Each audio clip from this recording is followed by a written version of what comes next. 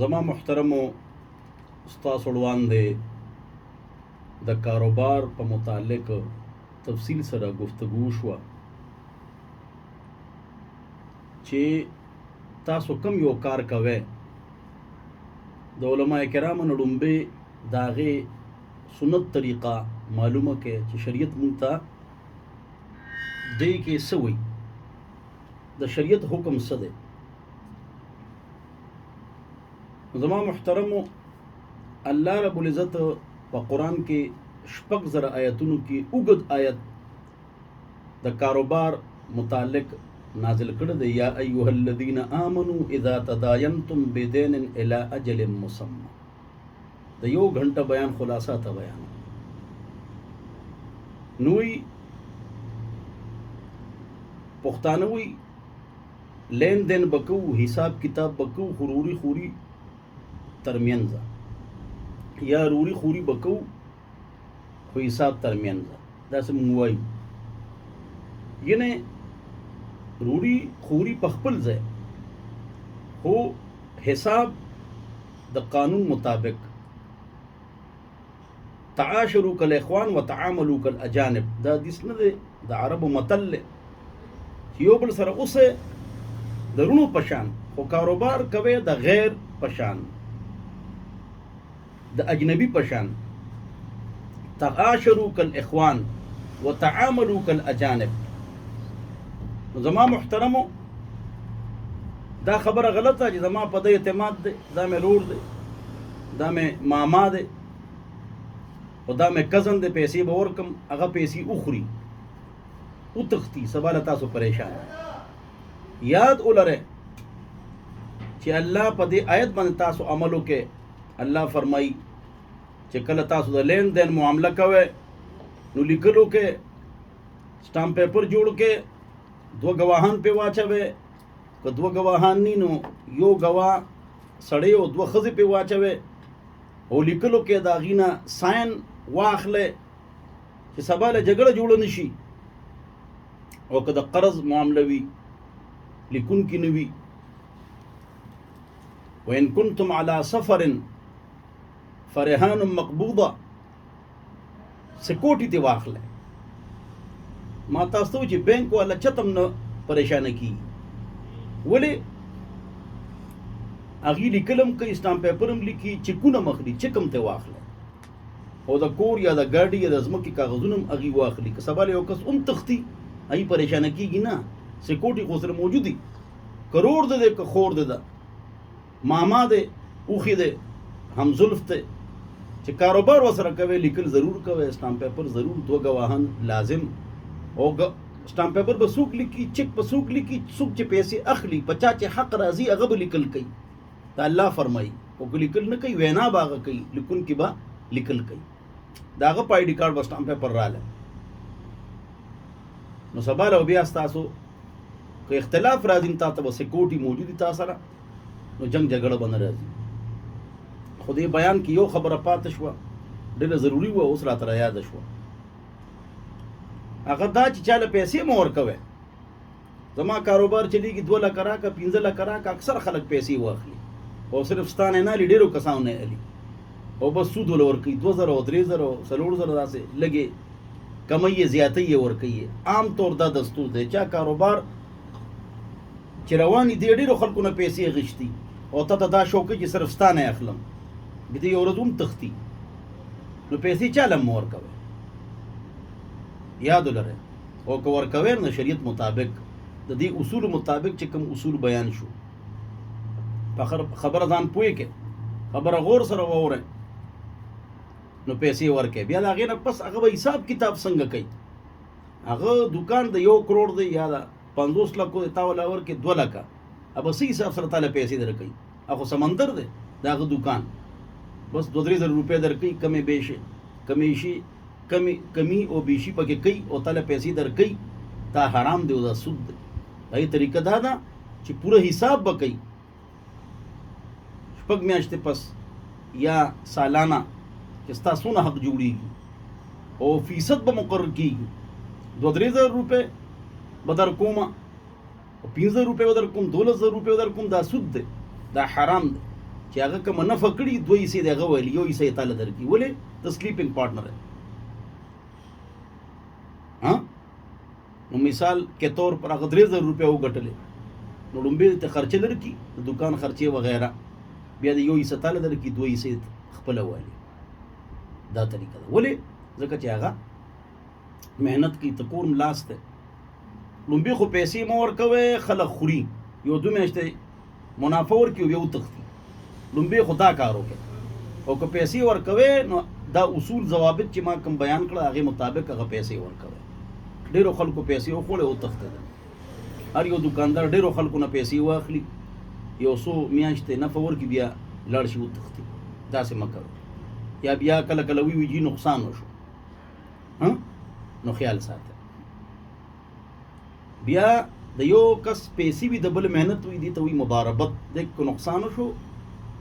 او د چا غلطي پکې نه بس د خدای طرف نقصان راغی نو چا چې مهنتو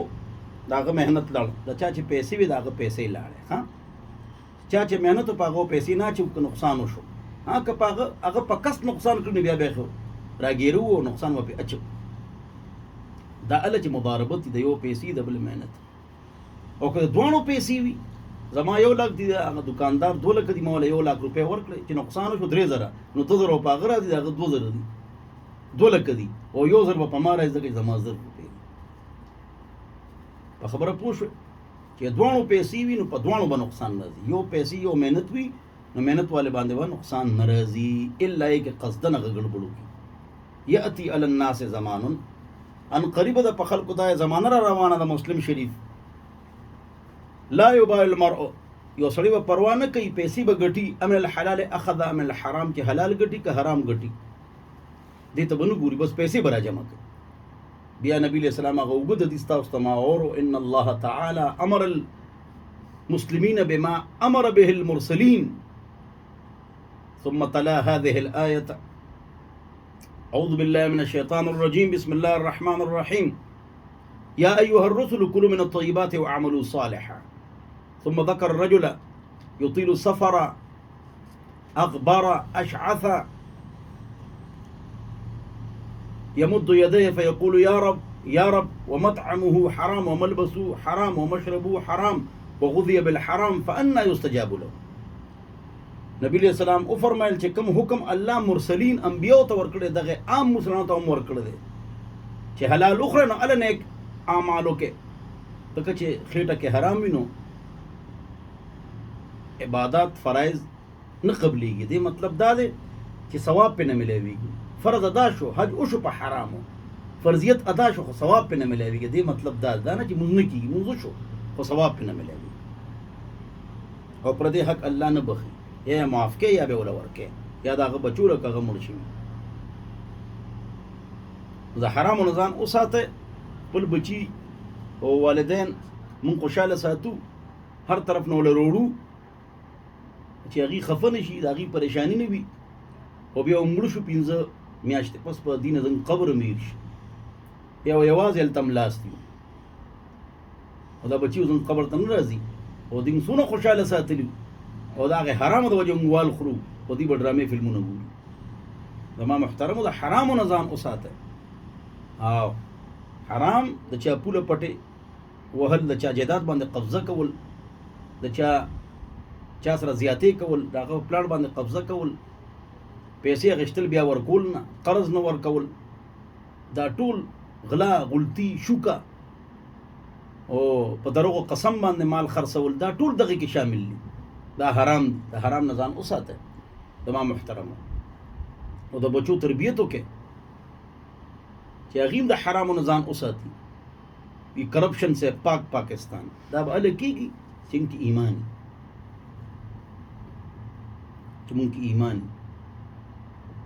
زما محترم په دې خبرو ځان پوهه کې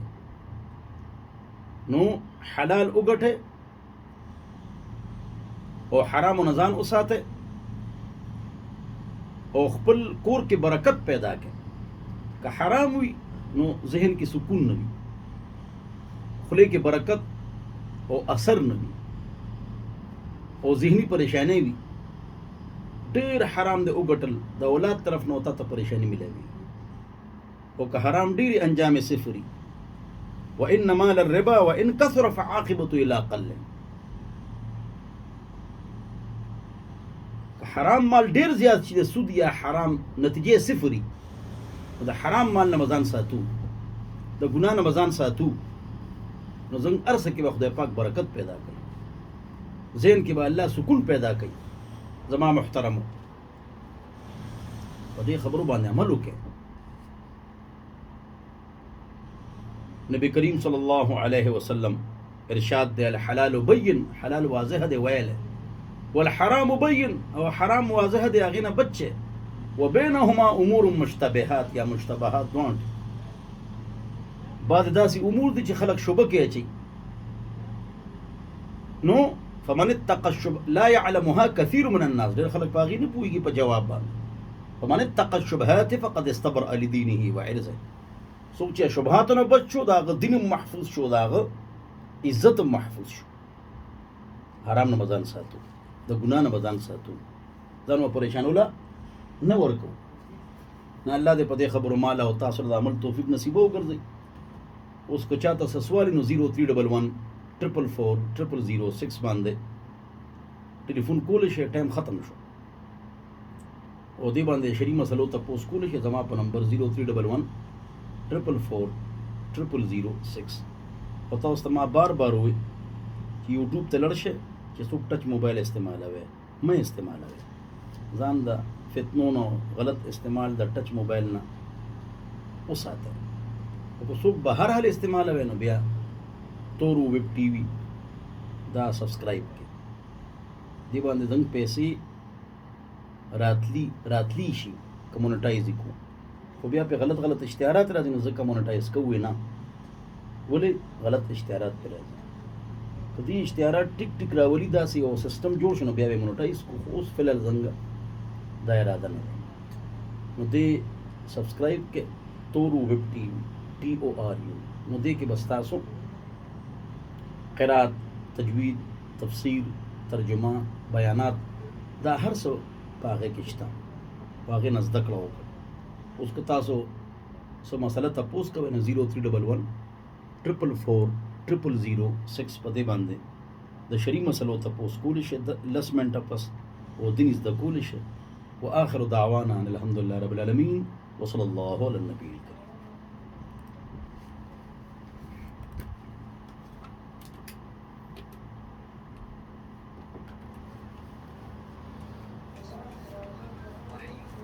السلام علیکم ورحمۃ اللہ وبرکاتہ تاسو له پروګرام شریعت آسان دی په FM 94 دلبر ثواب بیان دی د مفتی محمد اسلام او شاګردان مفتیان او تاسو عالمان دي جامعت والا سره تشمیران نه وباسي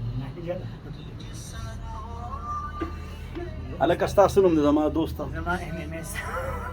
MMS یس او نور د سنوم د بلغه سلیم حیات ماشاءالله دا زنګ دوست دی دا زنګ FM دی جی